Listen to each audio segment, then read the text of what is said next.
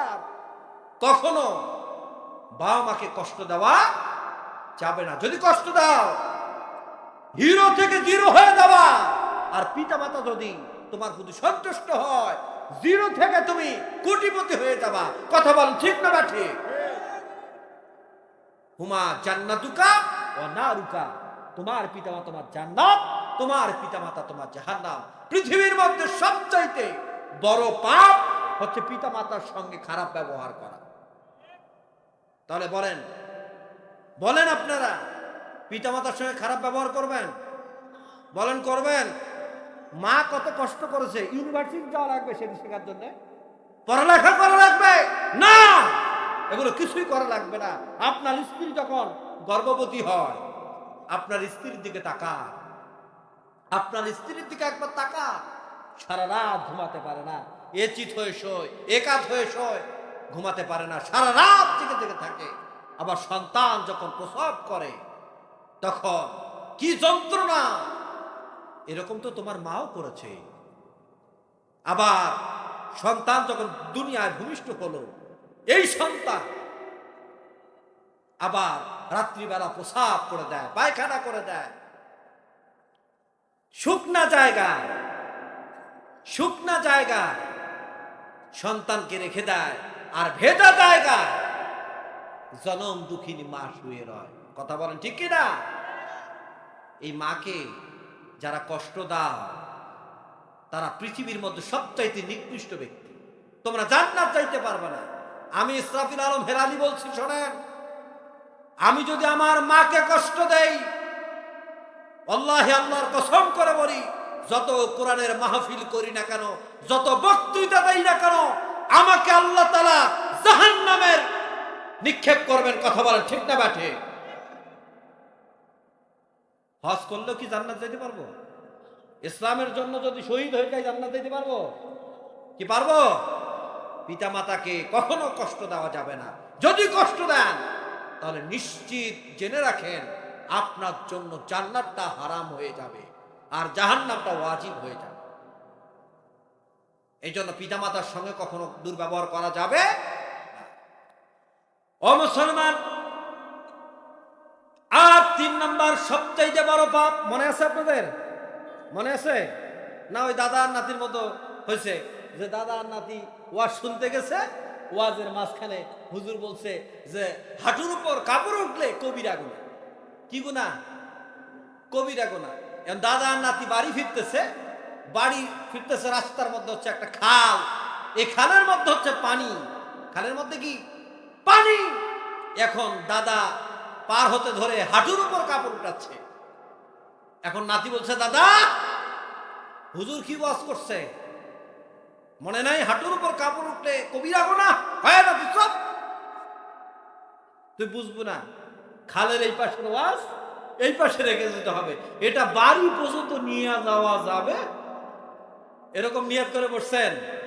হ্যাঁ, যাই কিছু কন এলাকার বক্তা তো, সকাল হইলে বিকাল হইলে আপনার দেখা পাওয়া যায়, যাই যে কন কথাগুলো শুনতে ভাল লাগে, কিন্তু মাহফিলের ভেতরের ওয়াজ ভেতরে রেখে যাব, এটা বাড়ি পর্যন্ত নিয়ে যাব না, এরকম নিয়ত করে বসছেন। তাহলে কথাগুলো ঠিকঠাক মতো জবাব দিতে হবে। বলুন সবচাইতে বড় পাপ কয়টা? বলেন কয়টা? 3 নাম্বার হচ্ছে যারা মিথ্যা কথা বলে। মিথ্যা সকল পাপের মূল। মিথ্যা হচ্ছে সকল পাপের মূল। যদি কোনো ব্যক্তি মিথ্যা কথা ছেড়ে দেয়, সে চুরি করতে পারবে না। বলেন পারবে? চুরি করতে পারবে? কারণ তাকে কিছু জিজ্ঞেস করে, ভাই তুমি আমার এই বাড়িটা চুরি হয়েছে, তুমি কি চুরি করছো? ও যদি মিথ্যা কথা না বলে, বলুন তো কি বলবে? হ্যাঁ আমি চুরি করছি। কি বলবে? তো ঠিক আছে, চুরি করছো, ভালো কথা, যা আছে সবগুলো দাও। কোন লাভ হবে? এই জন্য মিথ্যা সকল পাপের মূল। মিথ্যা কথা ছেড়ে দিতে হবে। ও মুসলমানেরা, মিথ্যা কথা বললে 7টি ভয়ঙ্কর রোগ হয়। কয়টি রোগ হয়? বলেন কয়টি? 7টি ভয়ঙ্কর রোগ হয়। 1 নাম্বার, মুখের রুচি, ধীরে ধীরে খাবারের রুচিটা কমে যায়, খাবারের রুচি পাবেন না আপনি। নাউজুবিল্লাহ বলবেন না? 2 নাম্বার, মিথ্যাবাদীর চেহারার সৌন্দর্য নষ্ট হয়ে যায়। মিলায়া দেখবেন। 3 নাম্বার, মিথ্যাবাদীর অন্তর মরে যায়। যারা মিথ্যাবাদী তাদের অন্তর মরে যায়। আর 4 নাম্বার হচ্ছে মিথ্যাবাদী সব সময় দুশ্চিন্তা পড়ে যায়। দুশ্চিন্তা করে না? এই যে আমার কথাটা বুঝি ধরা পড়ে যায়, এই মিথ্যা কথা বলার দুশ্চিন্তা করে, দুশ্চিন্তা সে পড়ে যায়। 5 নম্বর হচ্ছে মিথ্যাবাদীর স্মৃতিশক্তি কমে যায়। একবার তাকে জিজ্ঞেস করবেন, ও প্রথমবার জিজ্ঞেস করবেন, দেখবেন একভাবে বলবে, আবার কিছুক্ষণ পর আবার ওই কথাগুলো জিজ্ঞেস করবেন, সে দেখবেন আরেকভাবে বলবে। তার স্মৃতিশক্তি কমে যায়। আর 6 নাম্বার হচ্ছে হার্ট ডিজিজ এবং ডায়াবেটিক্সের আক্রমণ ঘটে। 7 নাম্বার হচ্ছে মিথ্যাবাদীর জন্য মানুষের সাহায্য বন্ধ হয়ে যায়। তার দৃষ্টান্ত হচ্ছে, আপনারা জানেন যে এক রাখাল বাঘ বাঘ বলে চিৎকার করছে। চিৎকার করার পর আশপাশের লোকজন লাঠি ছোটা বল্লম নিয়ে এসেছে বাঘ তাড়ানোর জন্য। এসে দেখে ছেলেটা আড়ালে লুকিয়ে মুচকে হাসি দিচ্ছে, সে হাসতেছে। লোকদের আর বুঝতে বাকি রইল না এই ছেলেটা তাদের সঙ্গে প্রতারণা করেছে। এরপরে ঠিক কিছুদিন পরে যেদিন সত্যিকারে বাঘ চলে এসেছে, সেই দিন কিন্তু সে বাঘ বাঘ করে চিৎকার করে ছাত্রনাদ করেছে।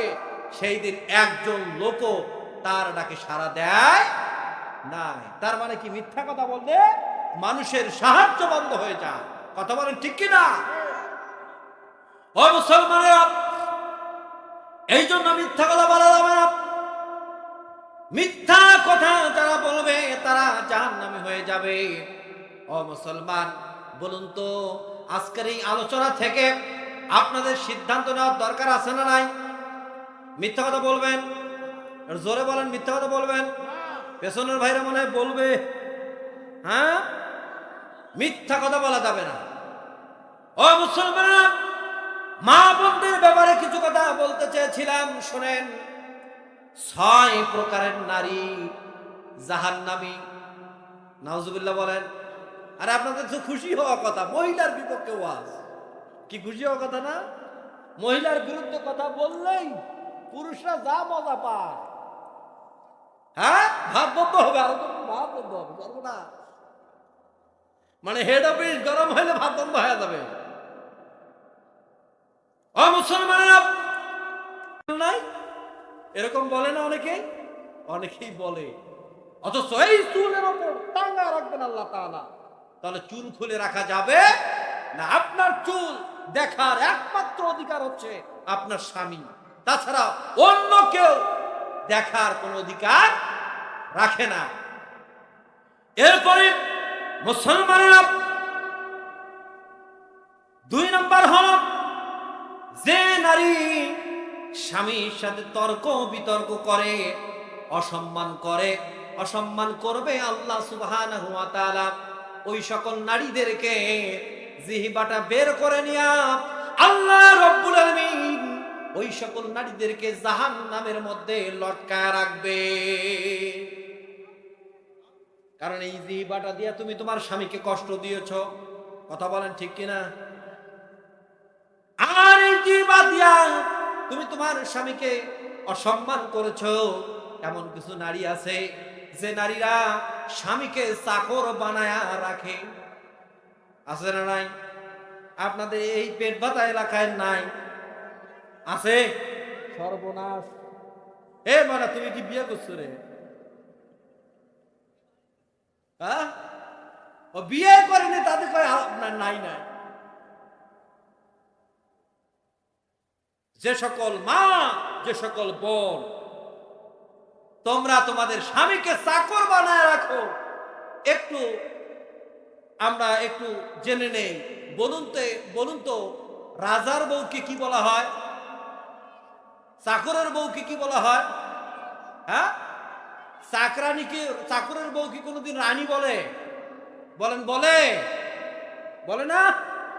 না, বলে না। তার মানে বোঝা গেল যে নারী তার স্বামীকে চাকর বানায় রাখে, ওই নারী যত সম্পদের মালিক ধরবে। বলেন নাউজুবিল্লাহ।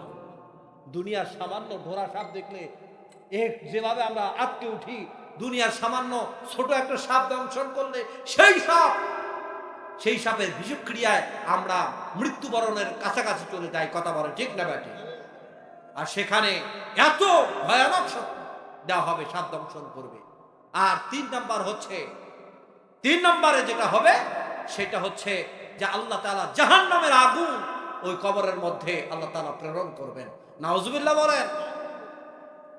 জাহান্নামের আগুন কবরের মধ্যে প্রেরণ করবেন, সেই জাহান্নামের আগুন জ্বলবে। ও মুসলমান, এরপরে কবর থেকে উত্তোলন করার পরে শাস্তি হবে হলো 3টি। বলেন কয়টি? 3টি। 1 নাম্বার হলো আল্লাহর রাগান্বিত অবস্থায় থাকবেন। 2 নাম্বার হলো আল্লাহ রাব্বুল আলামিন পাই টু পাই হিসাব গ্রহণ করবেন। পানি খরচ করছে কতগুলো বলুন তো ভাইরা আমার? আমরা গোসল করতে ধরে আমরা মোটর ছেড়ে দিয়া আমরা কত পানি নষ্ট করেছি।